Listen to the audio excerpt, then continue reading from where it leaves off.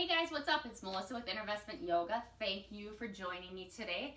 We are going to be working on some hips, and we're also going to work on that lovely core of yours. And I know summer is coming and everyone wants to work on that core.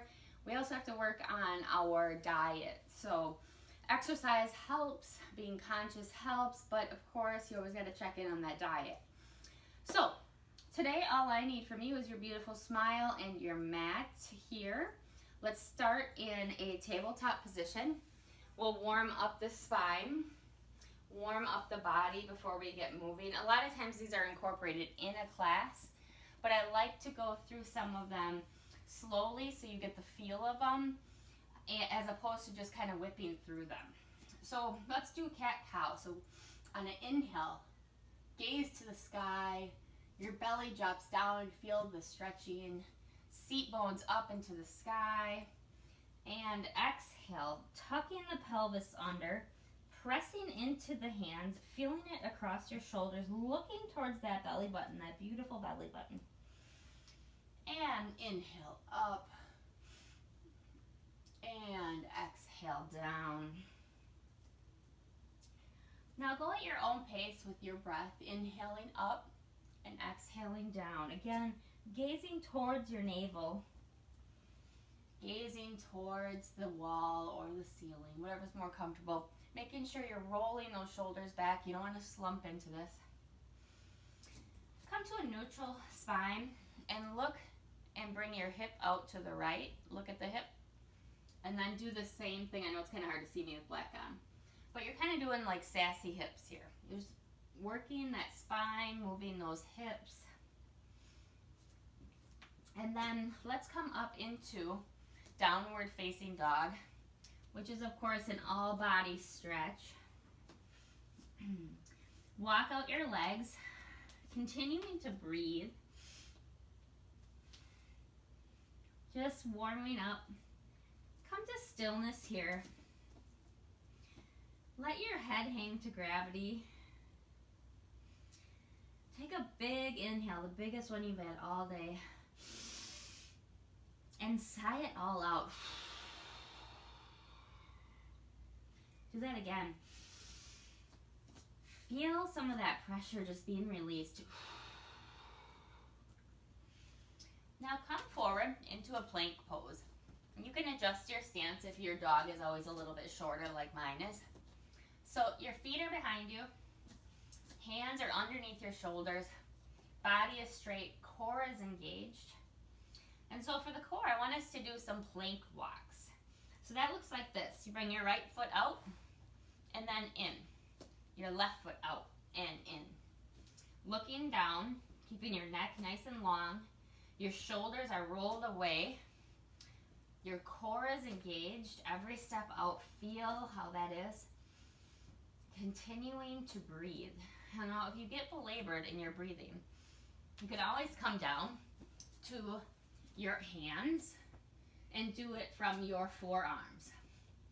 A lot of people have issues with wrists and shoulders, so sometimes this is a nice different way to do it. You can pretty much do that with anything from this way, or if you're not doing legs, you can always bring your hands forward and still get that plank feeling. So if you're getting tired up there, bring your arms out, bring your abs down, and just feel how that feels. Okay. Bring your knees to the outside edges of the mat. You did a lot on your arms there. Stretch back into child's pose. Seat comes towards your heels. Hands reaching forward. You can move your hips side to side. Get a little extra stretch there. Resting your head on the mat. Hands forward. If you want a little bit more in the shoulders, you can tent your hands. If not, let them down. Let out a big sigh.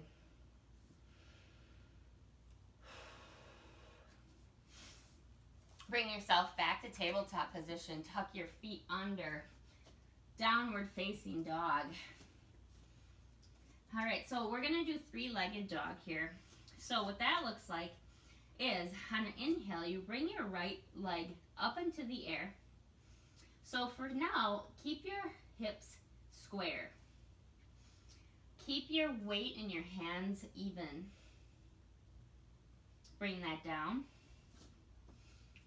And then bring your left leg up into the air.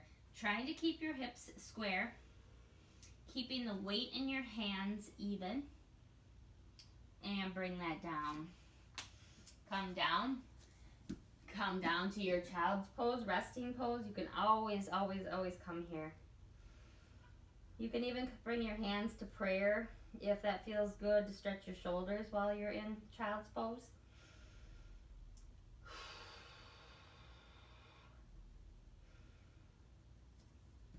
All right, come back up into that tabletop position, then into your plank pose.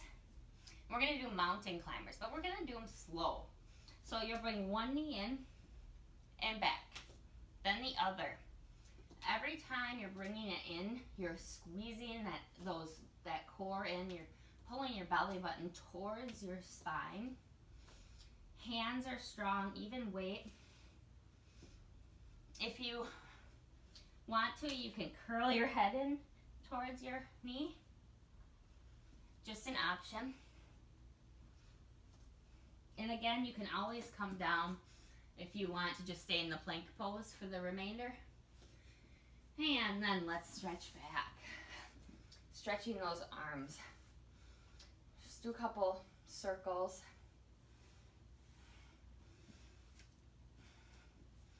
Now come up into downward dog, and we're gonna go into half pigeon.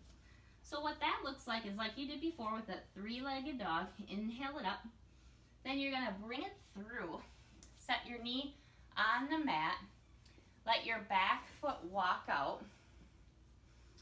And bringing your foot towards your hip.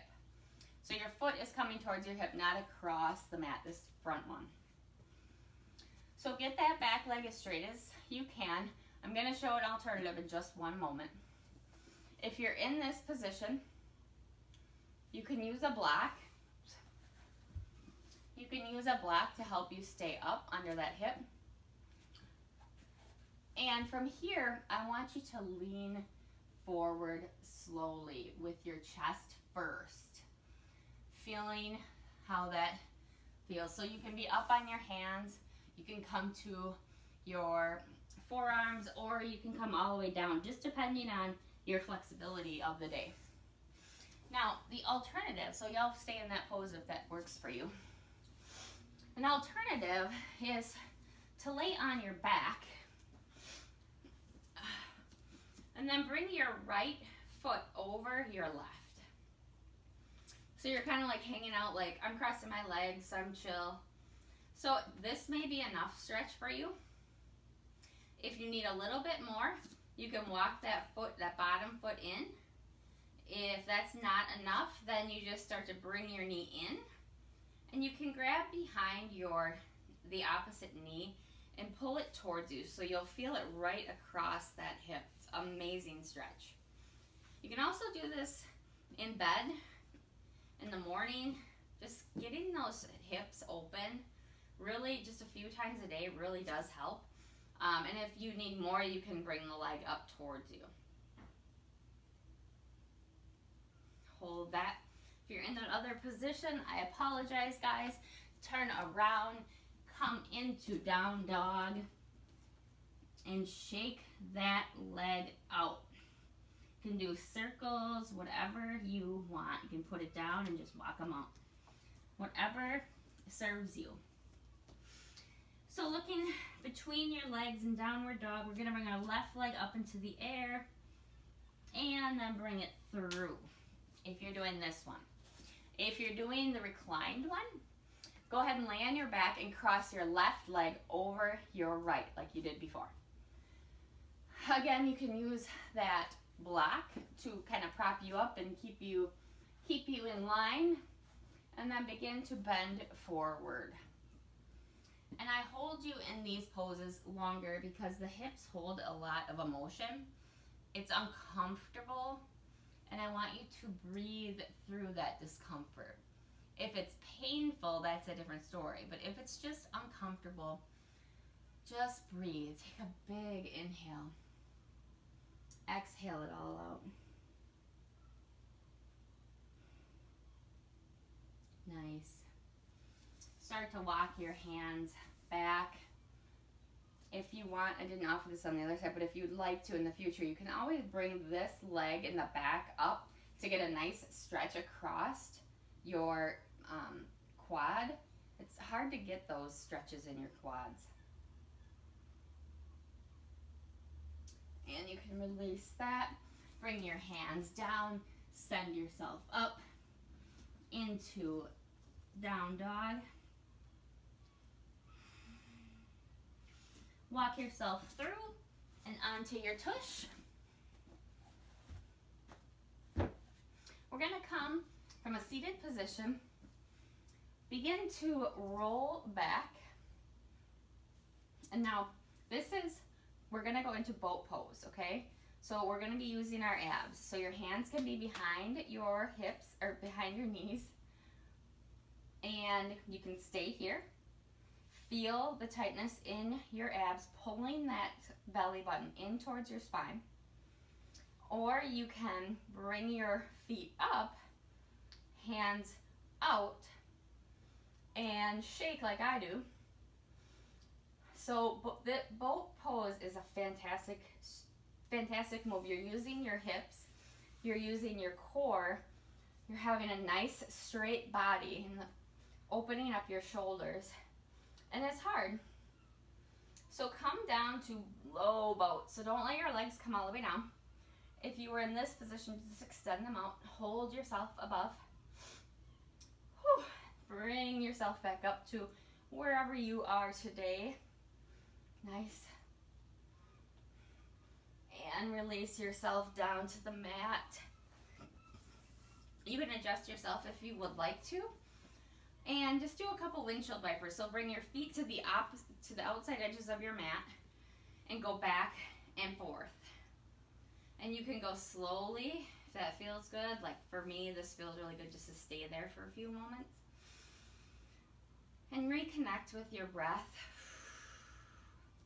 Sometimes we all, even me, hold my breath during harder poses, and we have to be reminded that we have to breathe through those poses.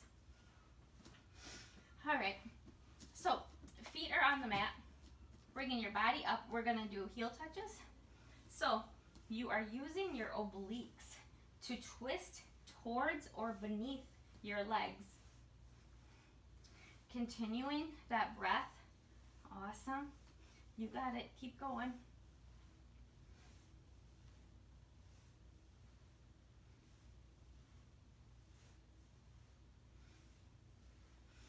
And come down. Whew. Bicycles are next. Bringing your hands behind your head gently. Bringing your legs up. There's a couple variations of the crisscross bicycles. So let's start with bringing your right elbow towards your right knee or left knee. And we'll switch. So when you switch, you can touch the other foot down. Making sure you're lifting from your belly. You're not doing this, because that's not doing any good. You might as well not do any. So bringing your head and chest off, lifting up, lifting and twisting. So you're using your center and you're twisting. You're using your obliques. Keep going. Use your breath. An alternative is to keep your feet off the mat. So it just added a little bit extra resistance there. Or you can extend your leg above the mat and go to both sides. Wherever you are today, wherever you are tomorrow, just so you know the pose and to do it the correct way. So you're lifting and twisting, lifting and twisting, not pulling on your neck. So awesome job, guys. Why don't you pull your knees in and give yourselves a couple rocks.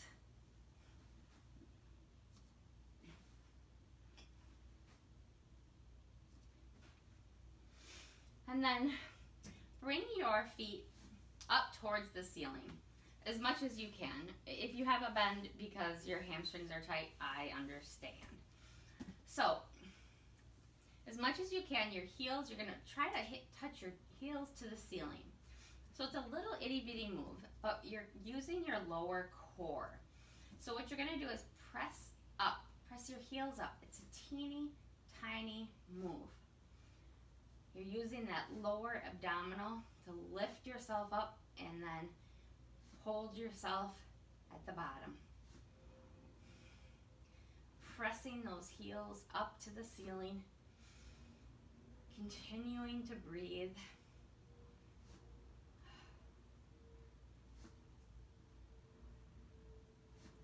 And last two. Awesome. And you can bring your knees in.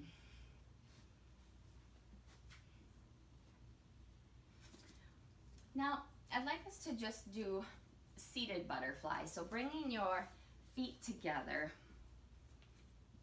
the soles of your feet together in front of you. So this is an excellent hip opener as well. You can do at night, whatever you have a little time. So butterfly's hard for a lot of people. That's totally great. So to help, you can take blocks and put them underneath where your body meets the ground. So from here, now I have space and I'm leaning on, I'm using these blocks and I'm not having a bunch of tension and I'm not holding it. I'm just using this to help me get a little bit further to the ground. So it's more restorative than trying to be really super flexible. But you can use these at any height. So say this is as far as you can come down. Then you just use them there and you just rest in that pose for a while. You can do other things like lean forward to get a stretch in the back.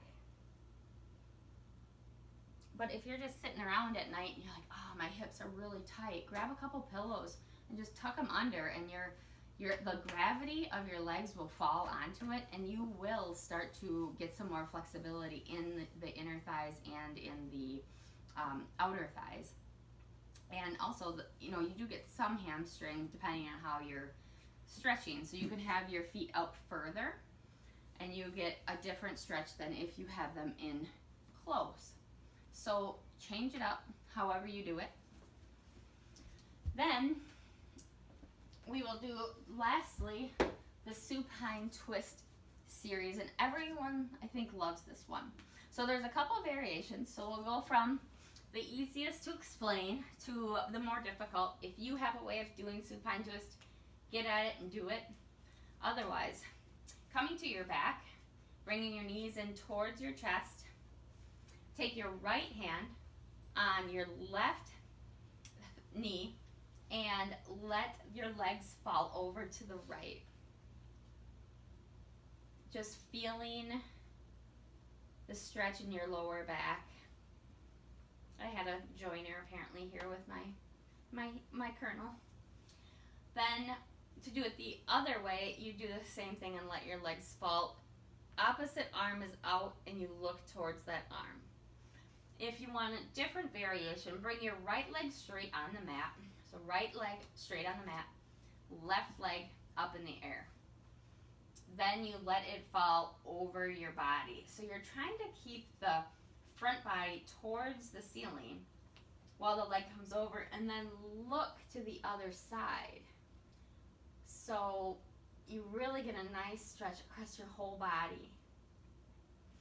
You also can use, bring the knees in and let's go the other way, however you're doing it. You can also use a strap around your foot to help you get further into the poses. And straps, you can help bring your legs in towards you. Straps are pretty awesome. You can use like a dog leash, a old tie you don't want, a towel, whatever. Doesn't have to be a yoga strap for $13 or whatever. And bring those in. Stretch your body out long. Since we've been crunching it in, you want to do the opposite and stretch out long. Give yourself whatever movements you need. Make sure you stretch the front body if you feel like you haven't worked on core for a while and you're going to feel tightness, just do some stretches, do some upward facing dogs. And an upward facing dog or a cobra can really help stretch the front body. But coming back into that tabletop, let's just do a cat and cow.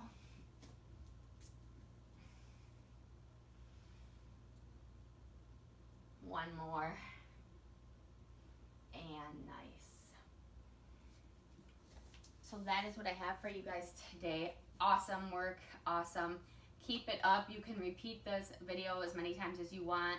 You can play around with the stretches, play around with the different variations of how to do things. It's just a refresher on what else you can do. If you're getting bored in any of your practices, just add on. Nobody's gonna be upset about that. So you might spark some other creative energies for other people. So happy to share that energy with you guys. So happy that you were here. We got to do core, which is my favorite. So drop me a line. Let me know what worked for you, what didn't, what you want to see more of. I don't know if you want to see more of my dog since he wanted to be in the film. But anyway, have an amazing day and I'll see you on the next one. Thanks, guys.